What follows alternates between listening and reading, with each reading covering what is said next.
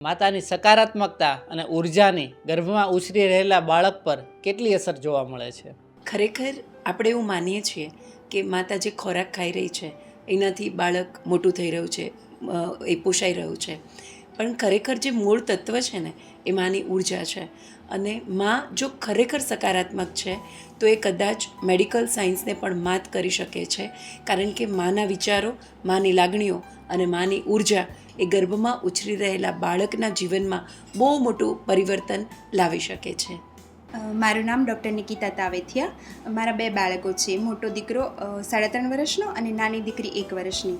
તો હું મારી વાત શેર કરું તમારી સાથે. તો મારી બીજી પ્રેગ્નન્સી વખતે 7મા મહિનામાં મને થોડા કોમ્પ્લિકેશન્સ થયેલા અને એઝ અ મેડિકલ પર્સન મને બધી જ ખબર હતી કે આ કોમ્પ્લિકેશન કેવા હોઈ શકે અને મારા ડૉક્ટરે એવું કીધેલું કે આવતીકાલે પણ તમારી ડિલિવરી થઈ શકે. પણ અમારા ગર્ભ સંસ્કાર વખતે અમારી વિઝન બુક જે બનાવેલી એમાં એક સેન્ટેન્સ મેડમે લખાવેલું કે તમારું બાળક શ્રેષ્ઠ રીતે અને શ્રેષ્ઠ સમયે આવવાનું છે.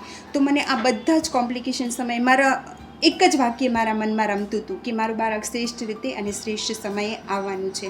મારા જે રીતે કોમ્પ્લિકેશન્સ હતા તો એક ડૉક્ટર તરીકે હું જોઉં તો એવું બની શકે કે ડિલિવરી થઈ શકે એમ, પણ એક મા તરીકે મેં જોયું તો એ પછી હું એ પ્રેગ્નન્સીને માણી શકી અને એ પછી પણ 2 મહિનાને કહી શકું તો ઉજવી શકી. તો એ મારી સકારાત્મકતા, એ ઉર્જા અને મેડમે ત્યાં હોસ્પિટલે મારો મરમા કરેલો, આ બધાની સાથે મેં મારા એ કોમ્પ્લિકેશન પછી પણ મારી 2 મહિનાની પ્રેગ્નન્સીને એક મા તરીકે ઉજવી અને એ ખૂબ સારી રીતે મેં એને માણી અને પછી એ પૂરી થયા પછી પૂરા મહિને મારી નોર્મલ ડિલિવરી થઈ.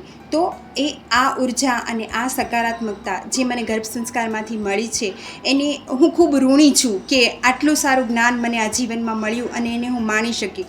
અને ખાલી બાળક માટે જ નહીં, એ મારા જીવન જીવવાલક્ષી પણ ઘણી બધી વસ્તુઓ એણે મને પૂરી પાડી છે.